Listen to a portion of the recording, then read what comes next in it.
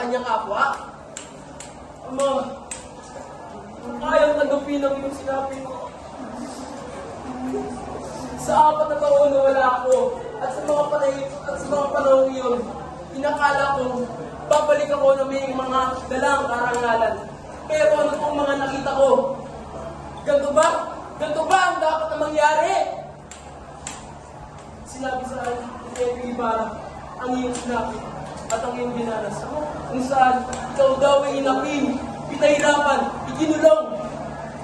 Dahil ang basa ikaw ay mayaman, at hindi na ako sabihin ng katotohanan, o dahil ang ba sa ikaw ay tumutulong sa mga mahirap, at dahil ang ba sa di mo pagsamba ng kapangyarihan ng simbahan at pamahalaan, mga grabe kayo, mga walang iya kayo! Kung ganito lang ang bayan ng aking uwian, isang bayan na pinanunuluhan ng kasinungalingan at paninila. Hindi ako papayag.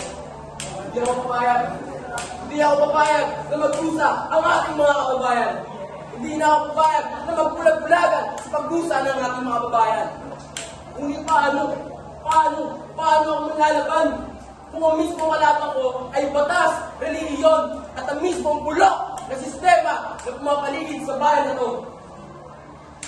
Kaya sa ngayong araw, maghihimagsik ako, maghihiganti ako, hindi na ako mananahimik, hindi na ako magiging alipin ng takot.